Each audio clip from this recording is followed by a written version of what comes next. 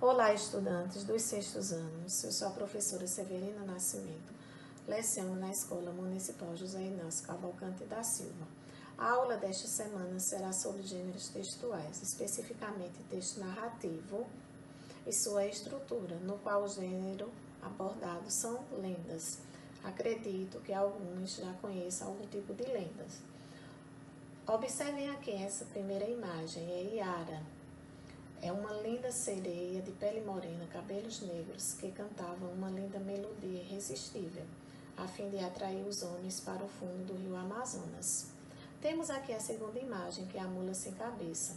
A lenda afirma que toda mulher que tivesse relações amorosas com um padre ou um sacerdote, seu castigo seria se transformar em uma mula sem cabeça, nas quais, nas quintas-feiras, ela saía disparado pelos matos e campos.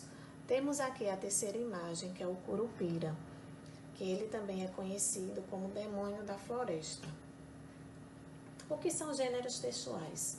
São textos que exercem uma função social específica, ou seja, ocorrem em situações cotidianas de comunicação e apresentam uma intenção comunicativa bem definida, adequam-se principalmente ao objetivo do texto, ao emissor, ou seja, quem envia a mensagem por meio da fala, da escrita, dentre outros, e ao receptor, quem recebe a mensagem e a interpreta.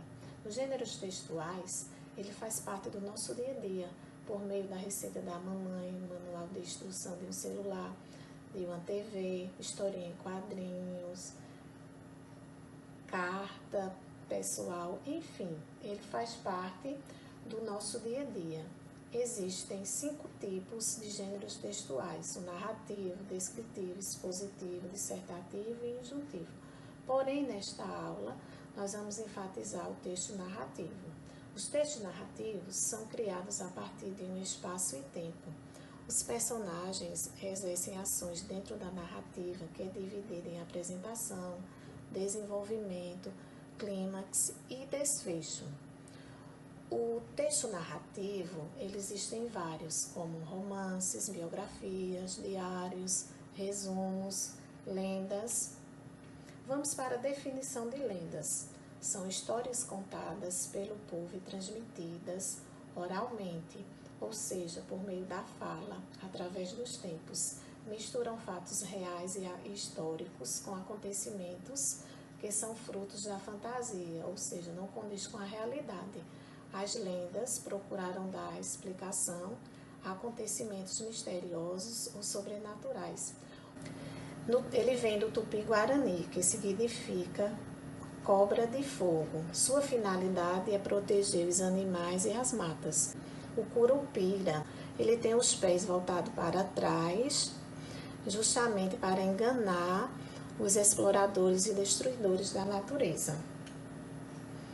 A estrutura narrativa, um texto narrativo, ele tem que seguir essa estrutura. Personagens, o momento em que toda a trama da narrativa vai acontecer.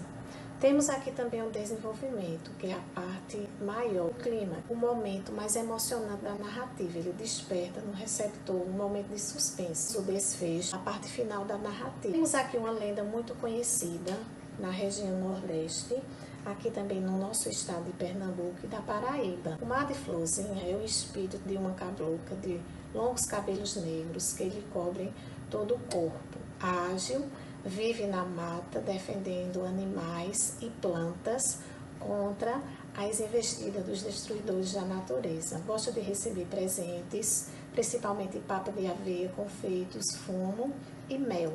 Quando agradada, logo faz que a caça apareça para quem lhe ofereceu o agrado e permite que este consiga sair da mata. Alguns idosos afirmam conversar com ela. Tem personalidade zombeteira, algumas vezes malvada, outras vezes prestimosa. Disse que corta violentamente com seu cabelo aqueles que a mata adentram, sem levar uma quantidade de fumo como oferenda, e também lhes enrola a língua.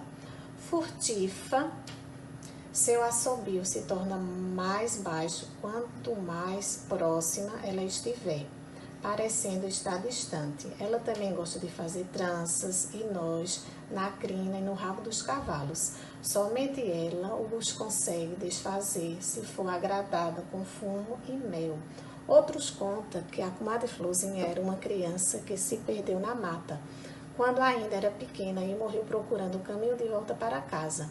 Seu espírito passou a vagar pela floresta em busca do caminho de volta. Elementos que compõem uma narrativa. Ele precisa ter um narrador, que é quem narra a história. Está dividido em narrador-observador, que ele narra na terceira pessoa, porém, ele não faz parte da narrativa. Existe o narrador também. O personagem, ele narra na primeira pessoa, só que ele está inserido na narrativa, ele está dentro da narrativa. E também existe o narrador onisciente ou onipresente. Ele sabe de todos os acontecimentos das ações dos personagens e ele pode narrar tanto na primeira pessoa como na terceira pessoa. Temos também o enredo, trata-se de uma estrutura narrativa, ou seja, a trama vai se desenrolando as ações. Personagens são aqueles que compõem a narrativa, que eles estão classificados em personagens principais, protagonista, vamos dizer, o mocinho ou a mocinha, e o antagonista, que seria o vilão. E temos também os secundários, que não são aqueles personagens que não são muito importantes. Tempo, que está relacionado justamente ao tempo dentro da narrativa, como, por exemplo, uma data, um momento específico.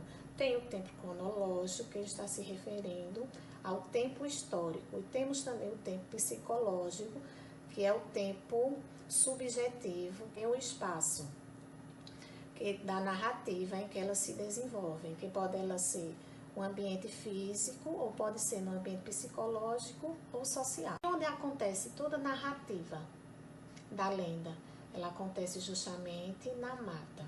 Vamos agora para as personagens principais. Quem são as personagens principais? Vocês acham que são quem? Os destruidores da natureza? Comadre Florzinha? Alguns idosos? Observem que as personagens principais, toda a narrativa é voltada para eles. Então, Comadre Florzinha e os destruidores da natureza, esses são as personagens principais. Vamos agora para o conflito gerador. O que seria o conflito gerador?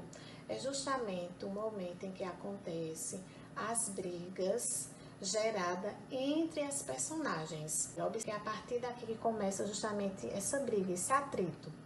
Diz-se que corta violentamente com seu cabelo aqueles que a mata adentram, sem levar uma quantidade de fumo como oferenda, e também lhes enrola a língua. Quem seriam essas pessoas que adentram a mata? Então tem um atrito aqui, tem uma briga entre Comadre Florzinha e os caçadores.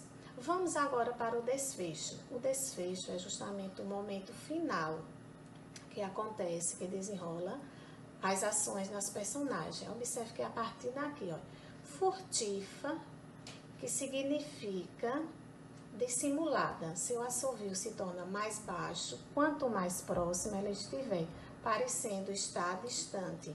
Ela também gosta de fazer tranças e nós na crina e no rabo dos cavalos. Somente ela os consegue desfazer se for agradada com fumo e mel.